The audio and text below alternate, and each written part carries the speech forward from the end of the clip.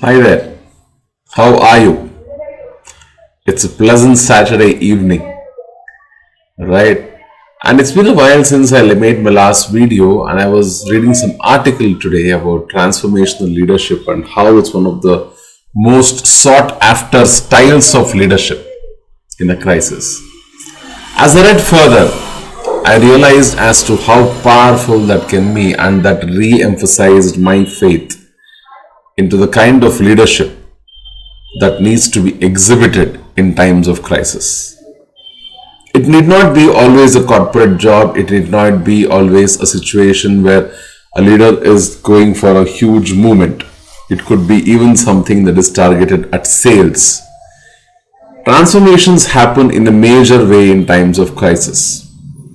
Let me just try to re-emphasize what I'm trying to say by narrating a small story that I read earlier. It seems when SUVs were being thought of by the European car manufacturers, there was this one particular company whose name I would not want to take, which had the front runner attitude, and they were the first people to bring out new SUVs. Now, European rules being such, they had incorporated a lot of safety features into the car. So they invited a host of the best reporters around the continent to come and test the cars by themselves along the European countryside, and it happened. So as the cars were going in kind of a formation and they were going really fast up and down the European hilly countryside, one of the reporters had this challenge, and the challenge was this. As he was driving down the countryside, there was a huge ravine or valley on one side, and a moose, the big large deer-like animal, it just jumped onto the path of the car. In order to avoid the moose, the driver swerved the car so much that the car tumbled and fell into the valley, and it took several tumbles down till it came to a stop. Well, the car was definitely badly damaged. The reporter was not harmed so much. So the other drivers, also being reporters, made a lot of noise about this, but what they could not say much about was that the car was pretty safe. This new type of car, which in those days was called differently, which is actually the SUV as we know it today, was pretty safe, because in spite of an unexpected turn of events like this, the car turning over, the reporter still survived without any major physical damage, and he survived to tell his story, right? So after that happened, the leader, the CEO of the company to whom the car, that particular SUV belonged to, he did not go into production. See, there was a positive wave for him saying that there is a new type of car and it is safe, but still he did not go into production. He set his engineers to work and think more about this, and they included a host of other safety features. And what they did was, a few months later, when they were thoroughly satisfied with more additional safety features, they put all these cars on a racing track with obstacles that somebody could introduce as and when they wanted without any prior notice, and the people who would be introducing the obstacles would be, guess what, those same reporters. Alright, so when the same reporters were given the opportunity to come onto the racing track and this time not drive the car but introduce the obstacles onto very fast moving cars, they were more than happy, because they were not being put towards the bad end of danger. And what happened was, there were many accidents, there were many topsy-turvy tumbles and everything, and some cars crashed and so many other things happened, but not a single driver had a single scratch. And they all survived very happily to live a very happy tale that these cars are accident proof. These cars have very, very good safety measures in place.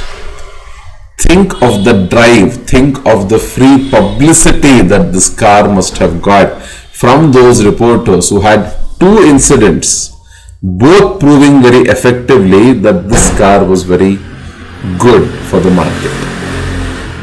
Now, how did the leader achieve this happening the second time? See, he could have gone into production mode after the first accident itself. And he still would have been very successful in marketing and selling these cars. But he had some forethought. He was a true leader. He was playing to the emotions of the people that, well, yeah, what we have introduced at the very start is still good and you like it, we know it, but we care about you. So we want to introduce more safety features into it, and he took his month and he was just not paying lip service. He actually went on to introduce more and more safety features on one hand. On the other hand, because there was this crisis situation in the automotive industry, because a reporter himself was subject to the accident, there was some kind of a crisis, he took a call during the crisis and he transformed the industry for good. He was a transformational leader where he changed the attitudes of the car manufacturers and the public alike in one single masterstroke by saying that unless you adhere to these kind of safety norms, you are not competing with us. We have just raised the bar high. How powerful was that? Instead of being happy going to the bank by selling the car after the first accident and getting a few $1,000,000, he went to the bank a few months later by having a few $100,000,000. Smart businessman, superb transformational leader, highly emotionally intelligent person. Ticked all the right boxes. Tick, tick, tick. Coming back to the point, transformational leadership is probably one of the best forms of leadership in a crisis situation. I just narrated to you a story about a sales pitch. Same thing can happen in a crisis like an army, in a crisis like the COVID, where people are more willing to listen, people are more malleable, people are more soft, and they are looking for leadership. The thoughts, if they are true, the thoughts, if they mean to go through with a worthy ideal, will be carried out, no questions asked. The leader should take into account that this is the time to hit the nail on the head because people are willing to listen.